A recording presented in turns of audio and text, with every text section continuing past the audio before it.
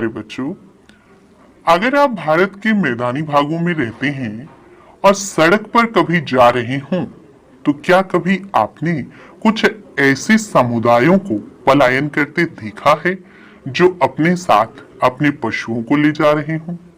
जैसे बहुत सारी बकरियों का झुंड, भेड़ों का झुंड, गायों का झुंड।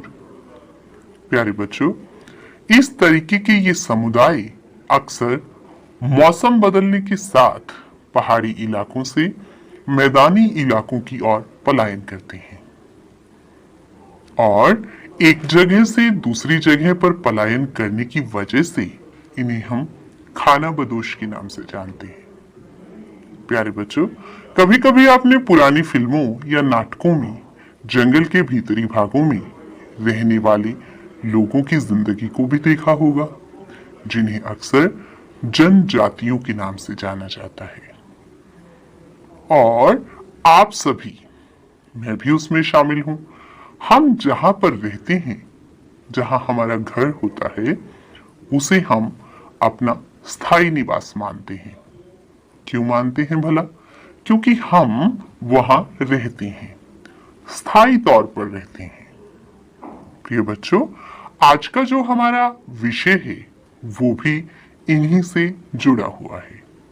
प्यारे बच्चों, आज हम कक्षा 7 की इतिहास की पाठ्य पुस्तक का अध्याय जनजातियां, खानाबदोश और एक जगह बसे हुए समुदाय पढ़ेंगे और जानेंगे कि किस तरीके से खानाबदोश लोग, जनजातीय लोग अपना जीवन यापन करते हैं। इसके साथ साथ एक जगह पर टिककर रहने वाले लोगों की जिंदगी के बारे में भी हम पढ़ेंगे। तो आइए शुरू करते हैं ये रुचिकर अध्याय। प्रिय बच्चों, पिछले कुछ अध्यायों में आपने देखा कि किस तरह से राजनीतिक, सामाजिक और आर्थिक परिवर्तन भारतीय क्षेत्रों में हुए। आपने ये भी जाना कि अलग अलग किस्म के समाज अलग अलग तरीकों से कैसे विकसित हुए। ऐसा क्यों हुआ, यह समझना बहुत जरूरी है। इस महाद्वीप के बड़े हिस्से में समाज वर्ण के नियमानुसार पहले से ही विभाजित था। ब्राह्मणों द्वारा सुझाए गए ये नियम बड़े बड़े राज्य के राजाओं द्वारा स्वीकार किए गए।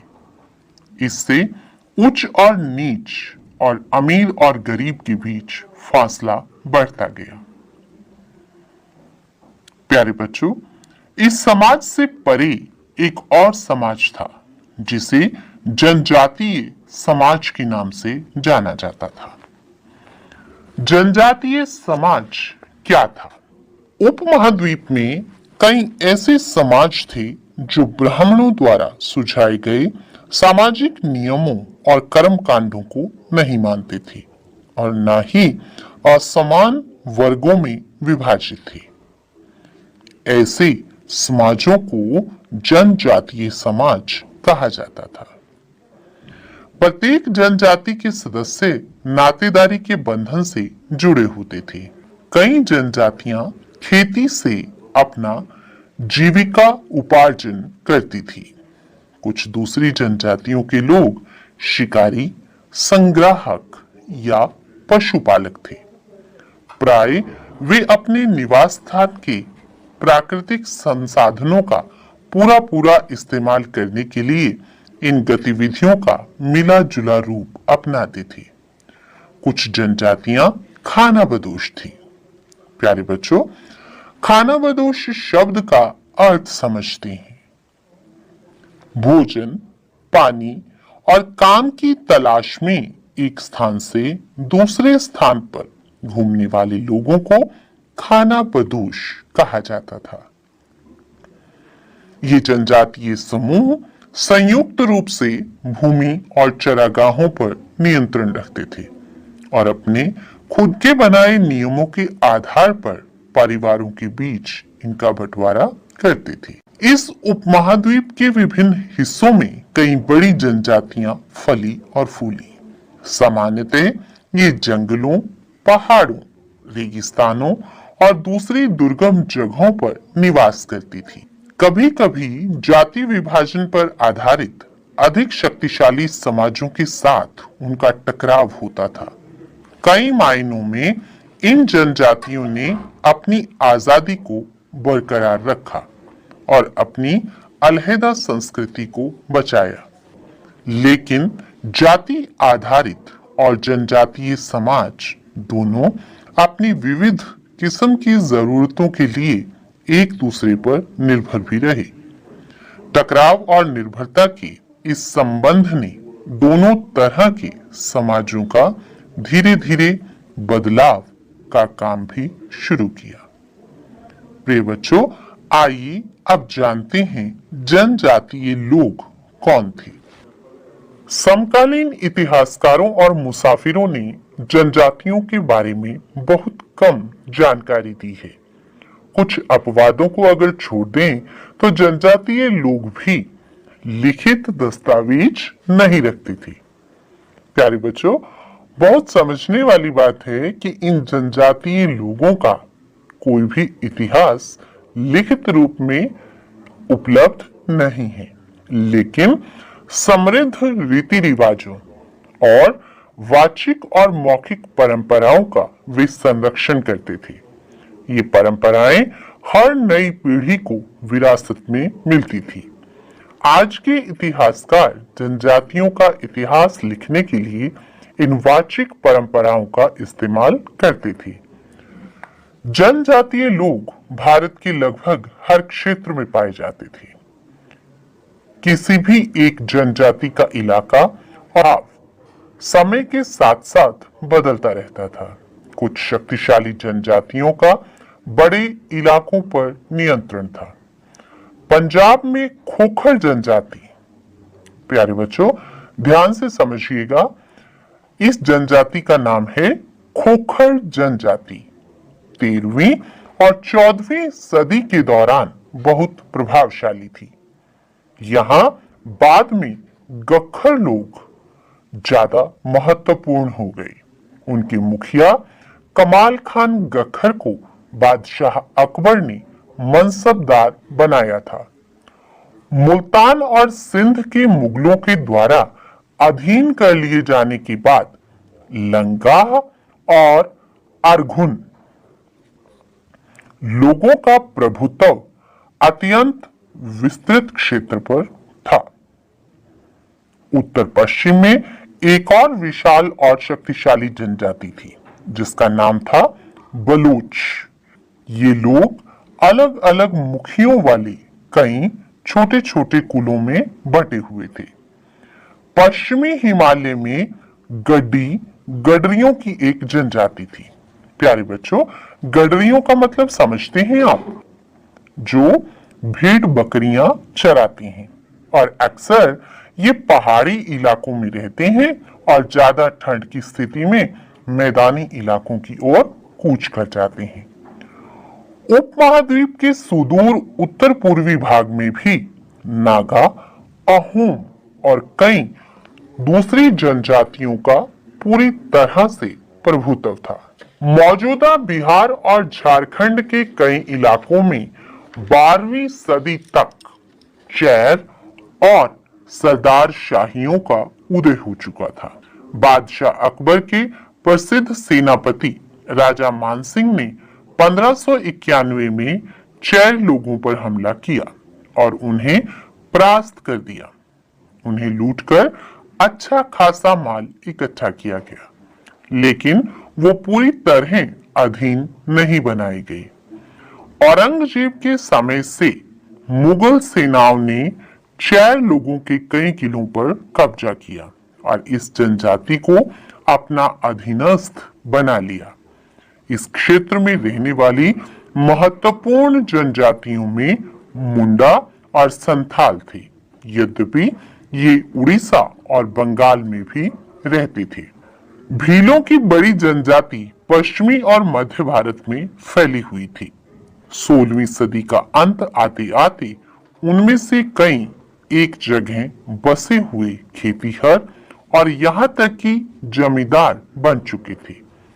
तब भी भीलों के कई कुल शिकारी संग्राहक रहे।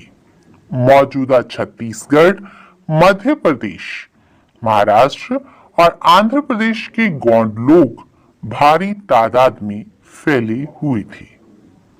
प्रिय बच्चों, सामने जो चित्र दिखाई दे रहा है उसमें भील लोग दिखाई दे रहे हैं जो अक्सर रात को शिकार करने के लिए निकला करते थे। प्यारे बच्चों, आइए अब जानते हैं खानाबदोश लोगों के बारे में। जैसे कि अध्याय शुरू करते वक्त मैंने आपको बताया था कि कुछ खास जनजातियां जैसे बंजारे, गडरिये अपने जानवरों के साथ मौसम के अनुरूप एक स्थान से दूसरे स्थान पर घूमते रहते हैं, उन्हें खानाबदोश कहते हैं। खानाबदोश चरवाहे अपने जानवरों के साथ दूर दूर तक घूमते थे।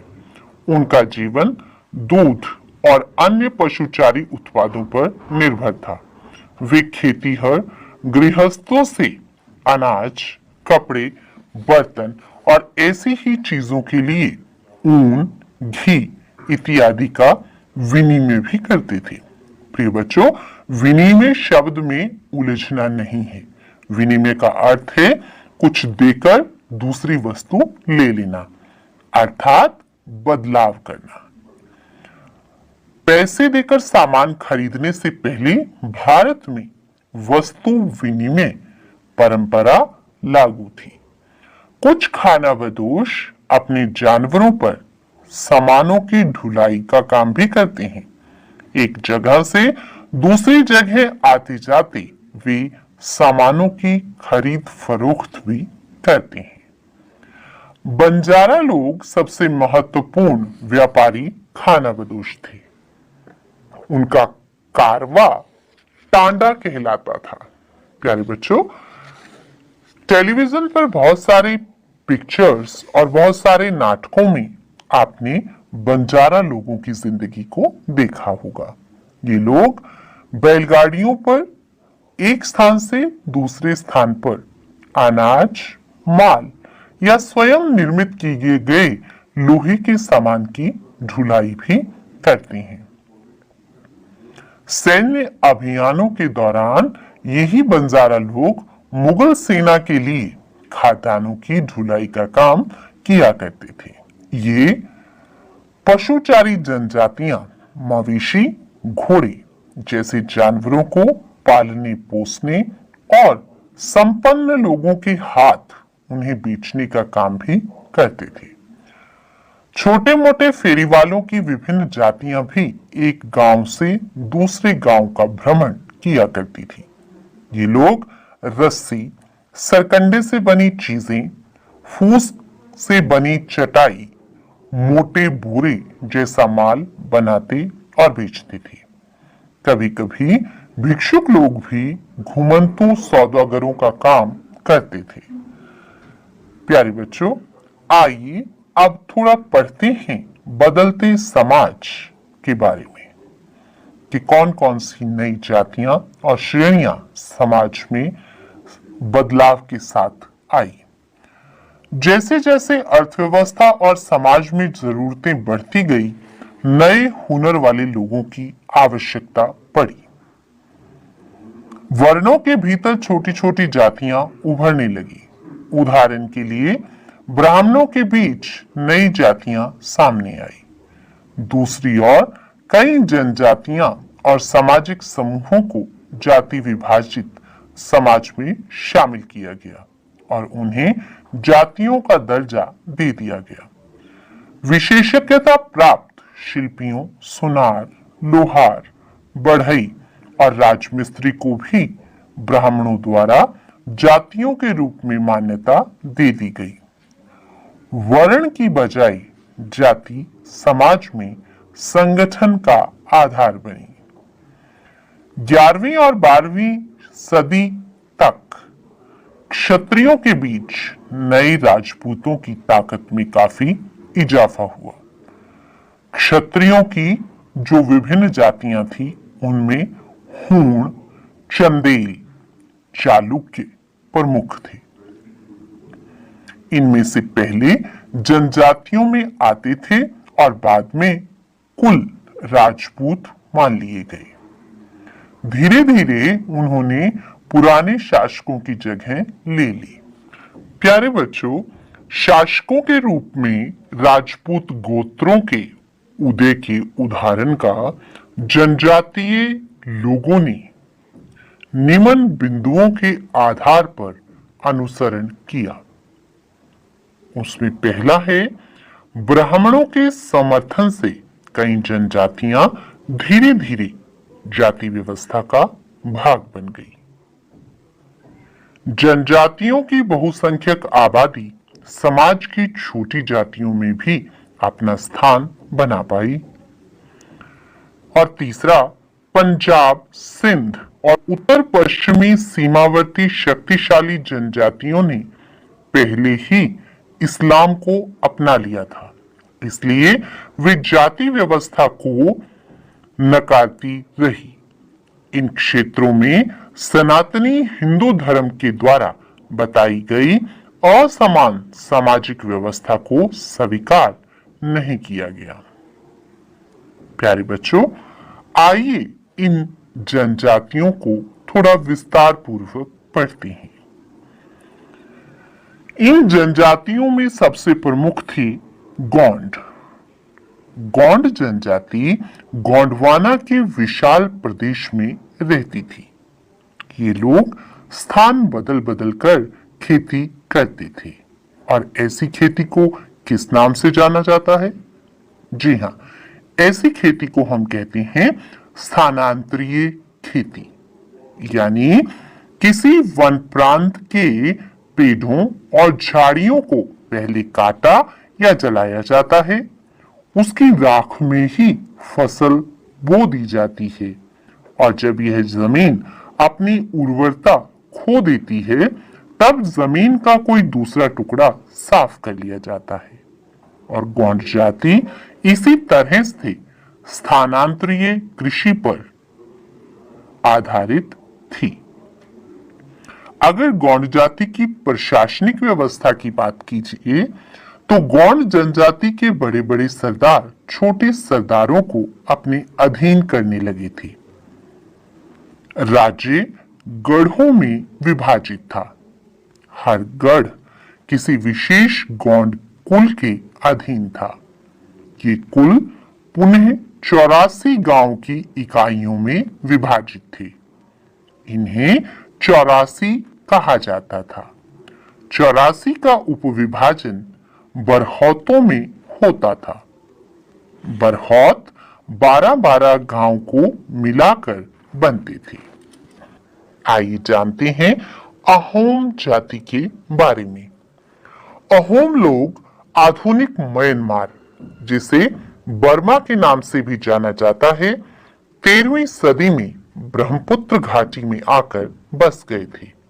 उन्होंने भूस्वामी लोगों की राजनीतिक व्यवस्था का दमन करके वहां अपना राज्य स्थापित किया। अहोमों ने सन 1523 में चूटियों और सन 1581 में कौच हाजों के राज्य को हराकर अपने राज्य में मिला लिया। उन्होंने अपने राज्य के विस्तार के लिए आग्नेय अस्त्रों का प्रयोग किया। सन 1662 में उन पर मुगलों ने मीर जुमला के नेतृत्व में आक्रमण किया। इसमें अहोम लोगों की हार हुई। प्यारे बच्चों, अगर अहोम राज्य की विशेषताओं की बात करें तो अहोम राज्य की विशेषताएं सामने दी गई हैं। सबसे पहली विशेषता, यह राज्य बेगार पर निर्भर था। जिन लोगों से राज्य जबरन काम लेता था उन्हें पाइक कहा जाता था। दूसरा, अहोम राज्य में एक जनगणना की गई थी। सघन जनसंख्या वाले क्षेत्रों से लोगों को कम जनसंख्या वाले क्षेत्रों में स्थानांतरित किया गया। इसके कारण अहोम कुल टूट गए। प्रत्येक गांव को अपनी बारी के समय बेगार के लिए पाइक भेजने पड़ते थे। मैंने आपको पहले भी बताया कि पाइक वो लोग थे जिनसे बगार ली जाती थी। लगभग सभी वयस्क पुरुष युद्ध के समय सेना में अपनी सेवा अर्पित करते थे, ताकि बाकी समय में उन्हें बांध, सिंचाई व्यवस्था आदि अन्य कार्यों में हाथ बटाना पड़ सकता था। अहोम लोगों ने चावल की उपज के लिए नए तरीके निकाले। अगर अहोम समाज की विशेषताओं की बात करें तो अहोम समाज कुलों में विभाजित था। इन कुलों को खेल कहा जाता था। अहोम समाज में दस्तकारों की जातियां बहुत कम थी। एक कुल यानी खेल के नियंत्रण में कई गांव आते थे। ग्राम समुदाय किसानों को जमीन देते थे। इस जमीन को राजा भी ग्राम समुदाय की सहमति के बिना वापस नहीं ले सकता था। प्यारे बच्चों, अगर धर्म की बात करें तो आरंभ में अहोम जनजातीय देवताओं की पूजा करते थे, लेकिन 17वीं सदी के आरंभ में अहोम समाज पर ब्राह्मणों और मंदिरों की भूमि अनुदान में मिलने से वहां हिंदू धर्म का चलन बढ़ा। लेकिन अहोम राजाओं ने अपनी पौराणिक परंपराओं को नहीं छोड़ा। प्यारे बच्चों, अहोम समाज एक बहुत ही परिष्कृत समाज था। उसके समाज में कवियों और विद्वानों को सम्मान दिया जाता था। उन्हें समाज में भूमि दी जाती थी। उन्होंने नाट्य क्रम को प्रोत्साहित किया। संस्कृत की कई कृतियों का स्थानीय भाषाओं में भी उस दौरान अनुवाद किया गया। तो प्यारे बच्चों, आइए इस अध्याय के अध्ययन के आधार पर कुछ वैकल्पिक प्रश्न करते हैं।